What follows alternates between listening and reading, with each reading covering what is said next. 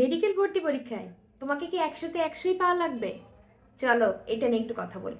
আমাদের অনেকেরই একটা ভুল ধারণা আছে মেডিকেলে অ্যাডমিশনে যে 100টা এমসিকিউ থাকবে, আমার বোধহয় 100টাই কমন আসতে হবে এবং 100টাই পারতে হবে, না হলে আমি চান্স পাবো না।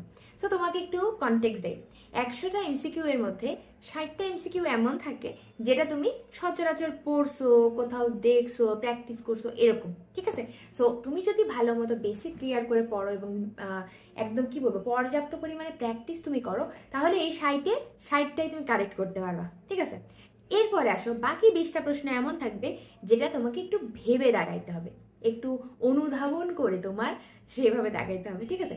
যেমন আমি একটা এক্সাম্পল যদি দেই, ধরো তোমাকে একটা যদি সংজ্ঞামূলক কিছু দেয়, যে বইয়ের সংজ্ঞা ডিরেক্ট তুলে দিল, এটা হলো তোমার ওই যে ওই 60টার মধ্যে জ্ঞানমূলকের মধ্যে, কিন্তু ওই সংজ্ঞার কোনো একটা নলেজ থেকে কাজে লাগায় তোমাকে যদি প্রশ্ন দেয়, সেটা হবে এই যে এই 20টা প্রশ্ন, ঠিক আছে? সো এটাও তুমি পারবা। কখন পারবা? যখন তুমি মেইন বই ভালো করে পড়বা। রিমেম্বার, আমি বারবার বলতেছি মেইন বই ভালো করে পড়তে হবে।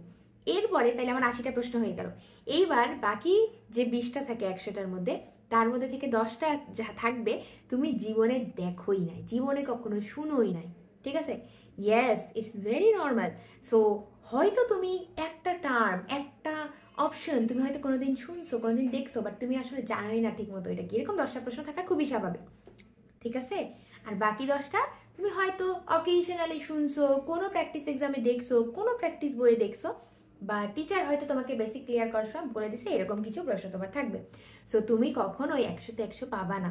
কোচিং এর পরীক্ষায় অনেকভাবে 100তে 100 পাইলেও মেডিকেল ভর্তি পরীক্ষায় কিন্তু 100তে 100 পাওয়া যায় না, এতটুকু মনে রাখবা।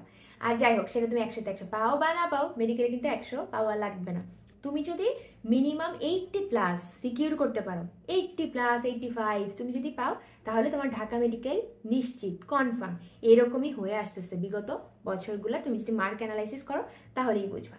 আর তুমি যদি মনে করো মোটামুটি 75+ পাও, তাহলে মোটামুটি তুমি টপ 10 যে মেডিকেল তার মধ্যে তুমি থাকতে পারবা। কিন্তু তুমি যদি তোমার চান্সটা সিকিউর করতে চাও, যে ঠিক আছে আমার চান্স পাইতেই হবে, তাহলে তোমার মিনিমাম 70+ রাখতেই হবে, ঠিক আছে? কারণ গত বছর দেখা গেছে 68, 67.75 এরকম পেয়েও অনেকে চান্স মিস করছে সরকারি মেডিকেলে। হ্যাঁ, পরে হয়তো ওয়েটিং থেকে ডাকে, বাট সেটা কিন্তু অনেক দেরি হয়ে যায়, অ্যান্ড অবশ্যই লাস্টের দিকে তোমার চান্স হয়। সো তুমি যদি টপ মেডিকেলে চান্স পেতে চাও, তোমার কিন্তু মিনিমাম 80+ রাখতে হবে, ঠিক আছে?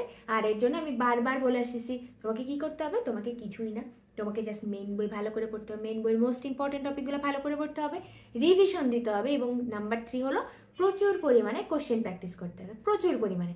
তুমি যত কোশ্চেন প্র্যাকটিস করবা তত ভালো করবা। তুমি যদি সরকারি মেডিকেলে চান্স পেতে চাও, তোমাকে 10,000 প্রশ্ন সলভ করতে হবে। তুমি যদি টপ মেডিকেলে, ঢাকা মেডিকেল, সলিমুল্লাহ, সোহরাওয়ার্দীতে চান্স পেতে চাও, তোমার কিন্তু অবশ্যই কি করতে হবে বলো তো? 20,000 প্রশ্ন মিনিমাম তোমার সলভ করতে হবে। যে যত কথাই বলুক, কোশ্চেন প্র্যাকটিস যে করে সেই ভালো করে মেইন পরীক্ষার দিন, ওকে? আচ্ছা, কোশ্চেন প্র্যাকটিসের ক্ষেত্রে আমরা কি ধরনের প্রশ্ন প্র্যাকটিস করবো? সব দুনিয়ার সব প্রশ্ন প্র্যাকটিস করবো না, যেগুলো মোস্ট ইম্পর্টেন্ট যেই টপিক থেকে প্রশ্ন আসার মতো, সেগুলো থেকেই আমরা বেশি বেশি প্র্যাকটিস করবো, ওকে? তোমরা অনেকে মেরিটনিক নিয়ে জানতে চাইছো আমার কাছে, যে মেরিটনিক পড়লেই হবে কিনা, মেরিটনিক পড়লে এক্সট্রা ইনফরমেশন কভার হবে কিনা, জিকে ইংলিশ আসবে কিনা।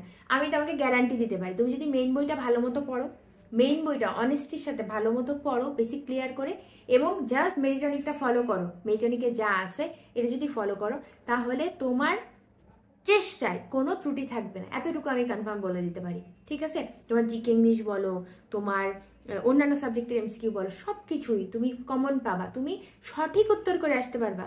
কখন? যখন তুমি মেইন বইটা পড়ে মেরিটনিকটা ভালো মতো সলভ করতে পারো। এবং মেরিটনিক তুমি যদি মিনিমাম 2বার সলভ করো, তাহলে দেখবা তোমার প্রিপারেশনে কোনো ঘাটতি নেই, ওকে? ইয়েস, এতটাই কনফিডেন্স নিয়ে আমি তোমাদেরকে এই মেসেজটা কনভে করতে চাই, ঠিক আছে? তাহলে সবাই সুন্দর মতো মেইন বইটা পড়ো, প্রচুর প্রচুর রিভিশন দাও, 15 ডিসেম্বরের মতো সিলেবাসটা শেষ করো, আমি কিন্তু বারবার বলতেছি এই কথা। এবং মেরিটনিক থেকে সবগুলা প্রশ্ন সুন্দর মতো প্র্যাকটিস করে ফেলো। সবার জন্য শুভকামনা। Thank you so much.